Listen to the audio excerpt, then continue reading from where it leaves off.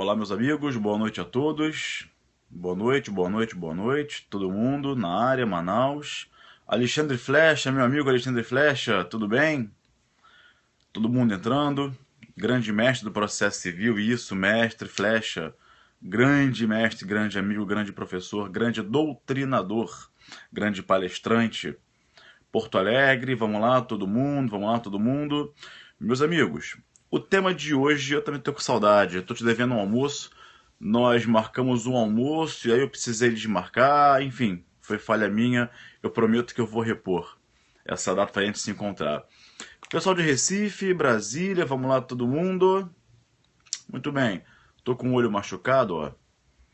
Não repara não, tá? Foi segunda-feira treinando boxe com peso na mão, o peso bateu na testa, aí desceu a hemorragia pro olho, mas tá tudo bem.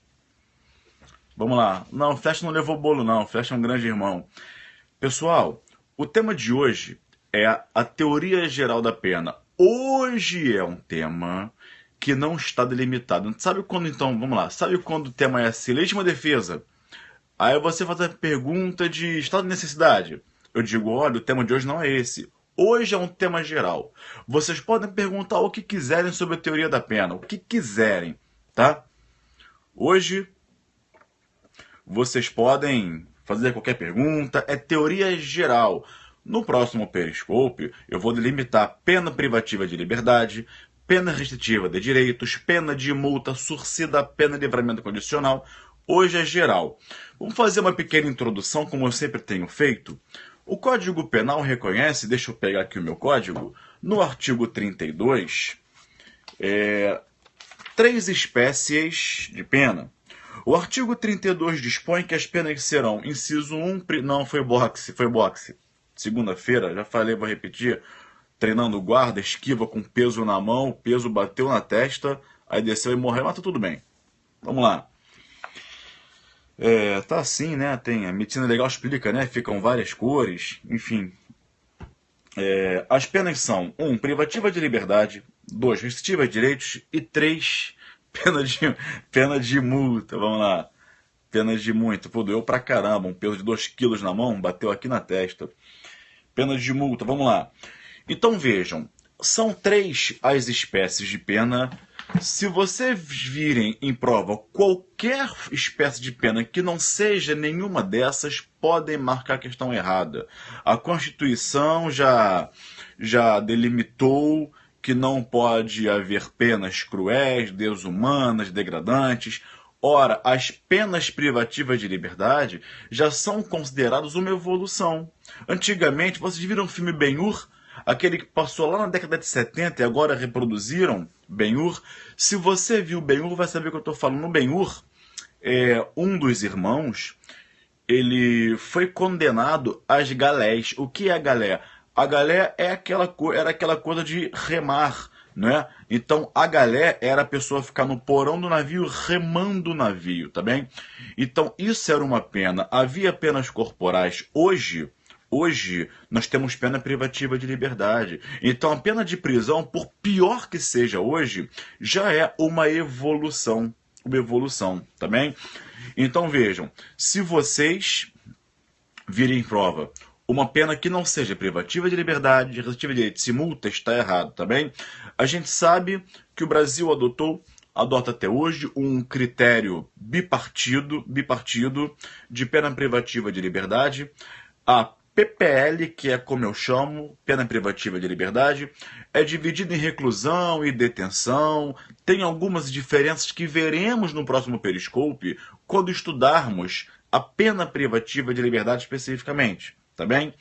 As penas restritivas de direitos também vêm regulamentadas, mas eu quero que vocês percebam uma coisa. A pena privativa de liberdade, ela tem os seus critérios de aplicação. O artigo 68 do Código Penal traz as 3 fases do critério trifásico da aplicação da pena. O artigo 59 traz as circunstâncias judiciais. O artigo 61 e 62, 65 e 66, trazem agravantes e atenuantes e depois espalhadas pelo Código Penal, na parte geral e parte especial, as causas de aumento e diminuição. Ok. Isso em relação à pena privativa de liberdade, PPL.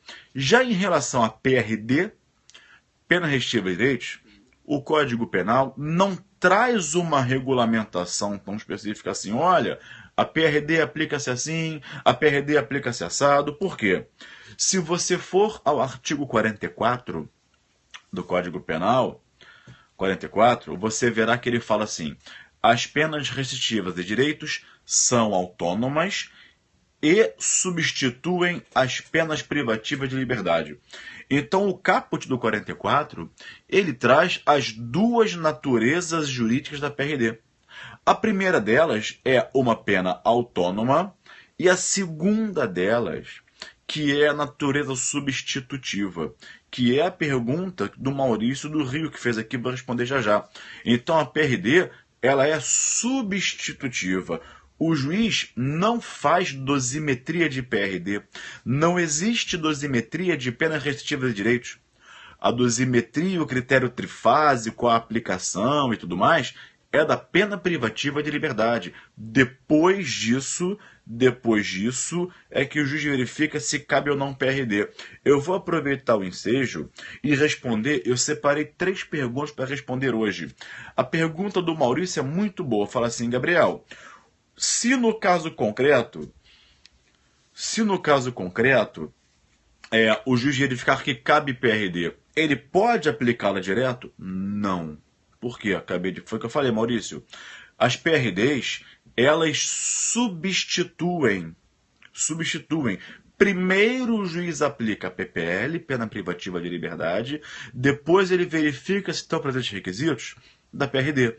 Se não estiverem, não aplica. Se estiverem presentes requisitos, o que ele faz? Ele substitui a PPL por PRD.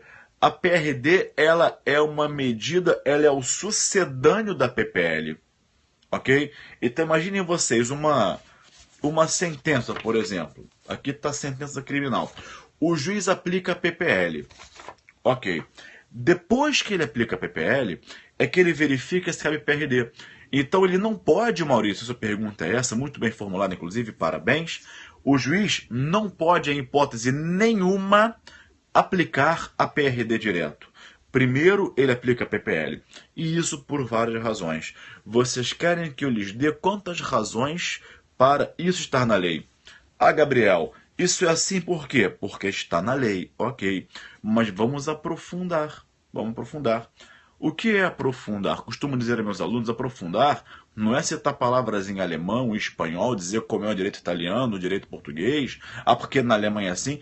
Esse é um direito comparado que a mera abertura de um código estrangeiro te dá, né? Isso não é aprofundar. Aprofundar é buscar o porquê das coisas. O código diz isso, mas por que ele diz isso? Aí que vem um aprofundamento. Por que o código tem que dizer que as PRDs substituem a PPL? Por que o juiz não pode aplicar PRD direto? Quantos motivos vocês querem? Primeiro motivo. O primeiro requisito do 44, inciso 1 do Código Penal é: se o crime for doloso, a PRD é cabível se a pena privativa de liberdade, se a PPL não ultrapassar 4 anos. Como é que o juiz vai saber se a PPL ultrapassou 4 anos? Tem que aplicá-la. Não é? Só depois que ele aplicá-la é que ele vai saber, opa, a PPL não passou dos 4 anos, cabe o PRD. Segundo motivo, a PRD, ela tem o seu cumprimento lá no Código Penal, delimitado. Então, serviço à comunidade, a pessoa vai ter que ir toda sexta-feira, toda quinta, todo sábado, enfim. Se o condenado descumprir a PRD, o que acontece? Ela é convertida em PPL. Então, a PRD descumprida, se o condenado descumprir as condições da PRD, essa PRD ela é convertida em PPL. Ou seja, ele vai cumprir a pena de prisão. Ora, se for o caso de converter a PRD em PPL, descumpriu o serviço à comunidade. Se for hipótese de descumprimento e o juiz tiver que converter a PRD em PPL, pena de prisão, ora, já tem que estar lá na sentença uma PPL aplicada. Porque se ele aplicasse a PRD diretamente, na hora da conversão, o que ia acontecer? Imagine você, se o juiz aplica na sentença condenatória a PRD diretamente, se for caso de conversão da PRD em PPL, pelo descumprimento dela, qual PPL seria cumprida? Aí então volta-se lá naquela sentença para se verificar, olha, a PPL foi essa. Portanto, nesse caso, quando houver a conversão da PRD em PPL, já está lá na sentença a PPL aplicada. Então aplica a PPL e substitui para o PRD. Começou a cumprir a PRD, descumpriu, converte PPL. Já tem que ter uma PPL aplicada na sentença. Por isso que o juiz primeiro aplica a PPL para depois substituir por PRD. Terceiro motivo. Prescrição, prescrição, prescrição. Não é? Enfim, a PRD, ela substitui a PPL. Portanto, o prazo de prescrição é regulado pela PPL aplicada. Imaginem vocês a prescrição retroativa ou a prescrição superveniente, ou seja, ainda que o condenado esteja cumprindo... Não, a rinite está atacando aqui. Ainda que o condenado esteja cumprindo, amigos, a PRD, o prazo de prescrição vai ser computado pela PPL aplicada. Vocês querem um quarto motivo? O quarto motivo, se travar, não dispersa não, pega o restante na reprise depois. O quarto motivo é, qual é o tempo de duração da PRD? Ora, o próprio Código Penal dispõe que a PRD tem o mesmo tempo de duração da PPL. Então, para eu saber quanto tempo vai durar a PRD, já tem que ter a PPL aplicada anteriormente. Perceberam? Então, Maurício, a pergunta é muito comum. O juiz não pode aplicar a PRD diretamente, também? Gabriel, quem revoga, quem faz a conversão da PRD em PPL? Vamos ver já já. Muito bem. Agora a pergunta da Amélia, de Recife. A Amélia fala assim, Gabriel, as PPLs são divididas em reclusão e detenção. O próprio Código Penal, no artigo 33, se eu não me engano, ou 32... Opa, balançou, balançou tudo aqui. 33... reclusão e detenção. Amélia, foi opção do legislador ordinário, quando fez o Código Penal, trazer a dicotomia entre reclusão e detenção. Alguns códigos penais estrangeiros eles já trabalham com um sistema unificado. É o caso, Amélia, do Código Penal alemão. O Código alemão, ele foi reformado em 1975. E na reforma de 75, Amélia, houve a unificação, houve a adoção do sistema único de pena privativa de liberdade. Então lá é uma pena só de prisão. Aqui continuamos trabalhando com duas. Mas, Gabriel, seria fácil unificar? Olha, eu tenho lá minhas dúvidas porque é bem verdade, quanto mais você simplificar a coisa, mais fácil é o seu entendimento, o seu estudo de aplicação. Agora, não sei se seria fácil a compatibilização, Amélia, entre as duas e a unificação, porque vamos ver no próximo encontro que elas têm grandes diferenças. A reclusão e a detenção têm mais de 5 diferenças. Então, quer dizer, fica complicado a gente definir, ok?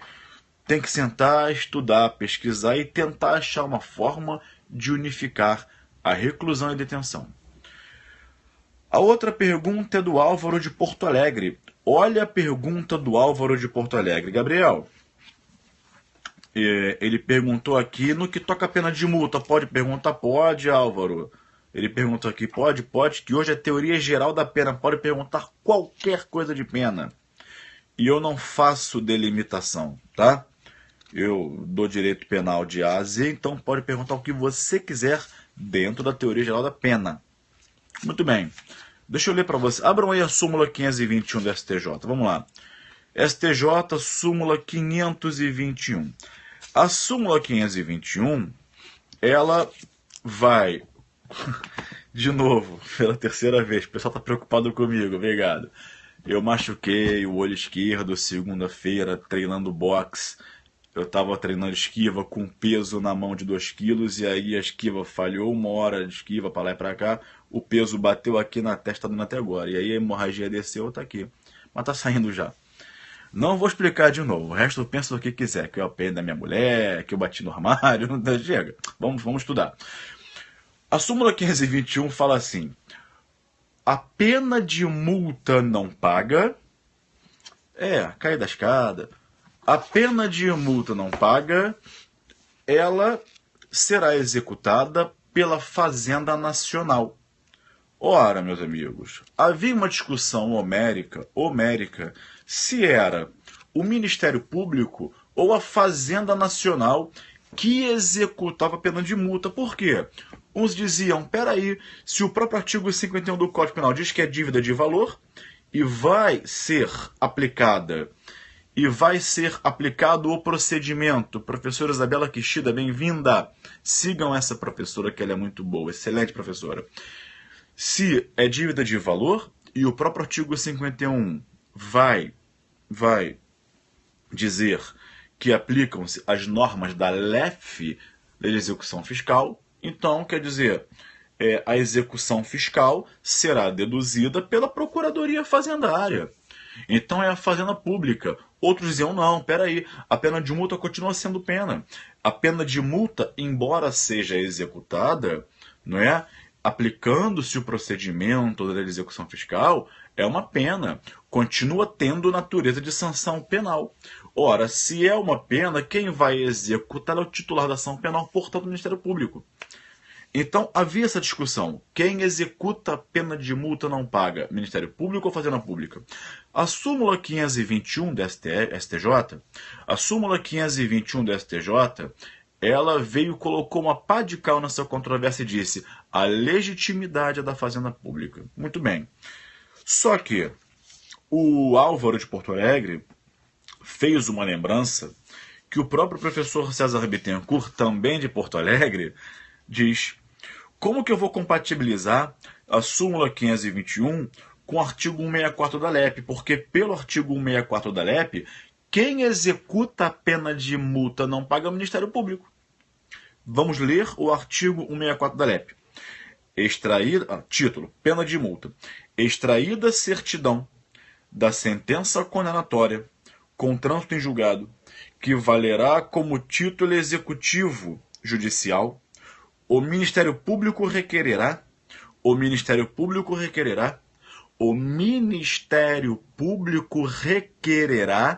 em autos apartados a citação do condenado para, no prazo de 10 dias, pagar o valor da multa ou nomear bens a penhora. Então, Gabriel, pelo que você leu agora do artigo 164 da LEP, quem vai executar a pena de multa é o Ministério Público. Então, como é que eu vou compatibilizar a súmula 521 do STJ, que diz que a legitimidade para executar a pena de multa é da Fazenda Pública, com o artigo 164 da LEP, que diz que compete ao Ministério Público? Muito fácil, muito fácil. A LEP é de 84. Essa redação é de 1984.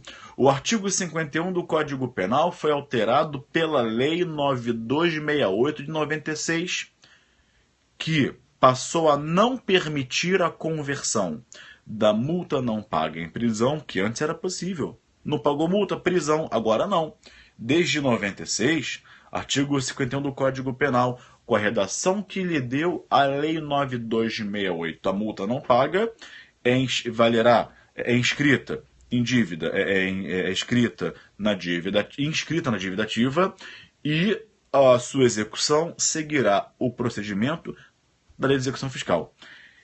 Essa alteração foi posterior à redação do artigo 164 da LEP. E essa súmula do STJ deve ter 1 ano, 2 no máximo. A súmula é absolutamente recente. Que conclusão que chegamos? O legislador alterou o Código Penal em 96 pela Lei 9268 e esqueceu de alterar o artigo 164. Houve aqui uma falha, um esquecimento do legislador, tá bem? Portanto, Álvaro, você que perguntou, como é que eu vou conciliar essa questão de tempo cronológica? O artigo 51 tem redação posterior à LEP e a súmula 521 é absolutamente recente, tá bem? Muito bem, amigos. Respondi as 3 perguntas que eu tinha separado para responder hoje.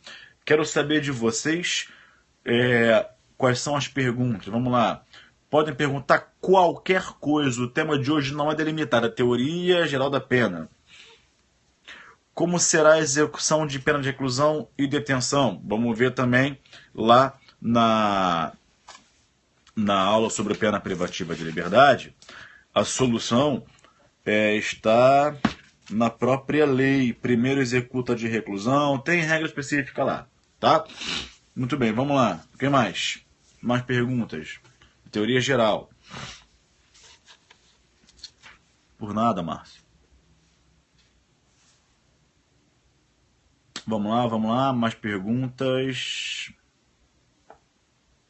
E a prisão simples da LCP? A prisão simples... Calma aí, gente. A prisão simples da Lei de Contravenções Penais já não existe há muito tempo. A LCP trata da prisão simples em ala separada dos condenados, só que isso tornou-se letra morta, não é mais aplicado há muitos anos e você não encontra hoje um estabelecimento prisional que traga essa prisão simples. Então, aquele artigo da LEP, da LCP, Lei de Contravenções Penais, que faz menção à prisão simples, quer dizer, está absolutamente inaplicável. Se livra solto, a contravenção penal, ela vai ser julgada pelo GCRI, infração penal menor potencial ofensivo, não há mistério nisso, tá bem? Vamos lá. Qual a diferença, perguntaram, entre o livramento condicional e... Gabriel, qual o primeiro motivo para aplicar a PPL? O primeiro requisito para aplicar a PRD... O primeiro requisito para aplicar a PRD é que a PRD aplicada não seja superior a 4 anos. Então o juiz tem que aplicar a PRD para só aí ele saber se superou ou não os 4 anos. Entendeu? Gabriel, então o artigo da LEP, da LCP, devia ser revogado, devia, como tantos outros que não foram até hoje, perderam a aplicabilidade, estão tacitamente revogados e estão lá até hoje. Tá bem? Gabriel, qual a diferença entre o sursi da pena e o sursi processual? São mais de 10 diferenças, vou dar algumas. O sursi da pena, ele é aplicado na sentença. O sursi processual, ele é aplicado antes, no comecinho. No sursi da pena, eu tenho instrução processual, tenho condenação, tem aplicação de pena e ele é aplicado. No sursi processual, ele é oferecido lá quando do oferecimento da denúncia, o juiz intima o autor do fato para dizer se aceita, se aceitar, diz a lei. O juiz recebe a denúncia e suspende o processo. O processo não prossegue, não tem instrução processual, logo não há nem condenação. E daí puxam-se outras diferenças. Se no sursi da pena há condenação, um crime posteriormente praticado vai gerar reincidência. Se no sursi processual não há instrução processual, não há condenação, um crime posteriormente praticado não vai gerar reincidência. Então são várias diferenças, tá? Vamos lá. Mais perguntas. Vamos lá. Mais perguntas. Erro de tipo de proibição. Não é a teoria da pena, é a teoria do erro. Teoria do risco também não é a teoria da pena. Vamos lá. termo inicial do cálculo da pena deve ficar do mínimo legal, deve ser fixado. Olha só, Diego, a pena privativa de liberdade, no que toca à aplicação, ela começa do mínimo legal. Havia uma discussão em um congresso que tivemos, que era o seguinte: ora, se o juiz é livre para aplicar a pena, não deveria haver pena mínima. O juiz aplicaria de acordo com a individualização da pena, de acordo com a proporcionalidade, culpabilidade. Eis que o professor César Bittencourt pede a palavra e diz: eu acho bom ter pena mínima. Eu acho bom ter pena mínima, sabe por quê? Ter pena mínima? Porque evita o excesso do juiz. Tendo pena mínima, é uma opção política do legislador. O legislador, ele optou pela pena mínima ao combinar mínima e máxima, então é legítima a pena mínima. E, para evitar eventuais abusos ou eventuais excessos, o que o juiz faz? Ele parte da pena mínima. Então o juiz sempre parte da pena mínima. E a partir dela, pode aumentar baseado nas circunstâncias judiciais. Além das circunstâncias judiciais, ele vai aumentar com base nas agravantes, nas majorantes. Tá? Lembrando que na primeira e na segunda fase da aplicação da pena, ou seja, onde se consideram circunstâncias judiciais e atenuante e agravante, a pena não pode ficar nem abaixo do mínimo nem acima do máximo, tá bem? A pena poderia ficar abaixo do mínimo e acima do máximo somente na terceira fase, que é onde o juiz aplica as causas de aumento de pena e causas de diminuição de pena. Sobre isso, há uma súmula do STJ de número 231. A súmula 231 é muito criticada pela doutrina, ok? Que diz que não há nenhum impedimento para a pena ficar abaixo do mínimo legal quando incidir um atenuante, tá? Mas, embora ela seja muito criticada pela doutrina, ela continua sendo aplicada na prática, tá bem? Vamos lá. Concurso formal impróprio é teoria da pena, mas não é, mas delimitou muito. Estamos em teoria geral, vamos chegar lá em breve. Mais perguntas.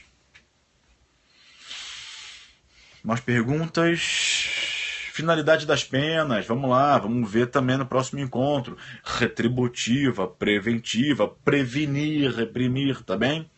Vamos lá.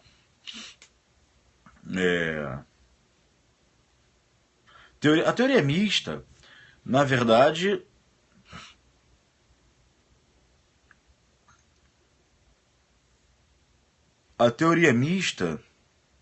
ela é a junção da preventiva e retributiva.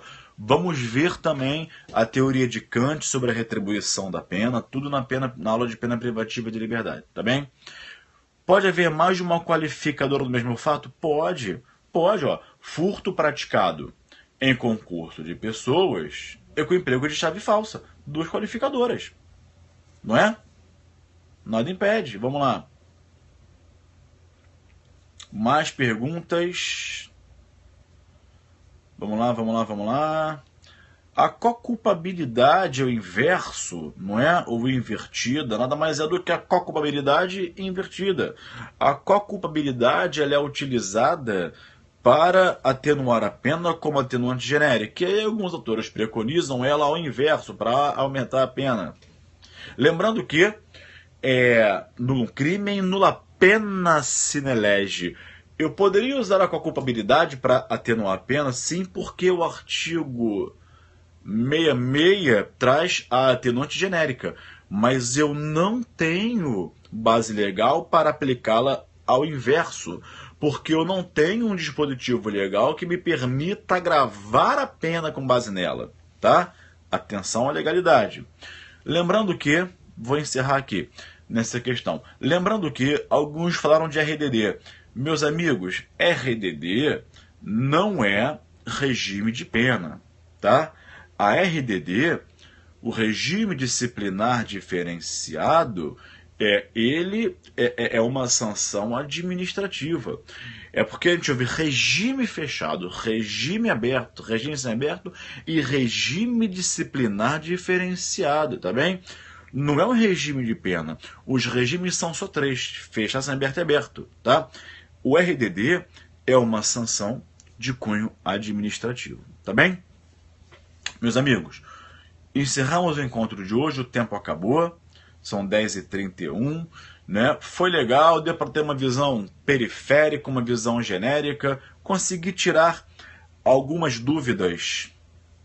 Eu sou o professor Gabriel Habib, muito prazer. Eu consegui tirar algumas dúvidas de vocês, tá bem?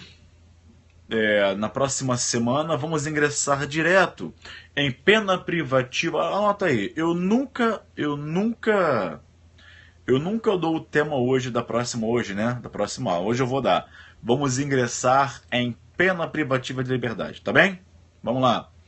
De onde? Eu sou do Rio de Janeiro, trabalho em Brasília, não é? Vamos lá. Muito bem. E vocês são da onde? Pessoal de Salvador, Fernando Nascimento de Salvador. Vamos lá. Vocês são da onde? Salvador, de onde mais? Brasília, Goiânia, BH. Eu vou estar em BH mês que vem dando uma aula na Escola Superior do Ministério Público de Minas, porque parece que está na ponta para sair o concurso de MP de Minas, então vou dar uma aula lá, tá? Rio, Bahia, foi minha aluna na Emerge, Ceará, Niterói, São Luís, Petrópolis.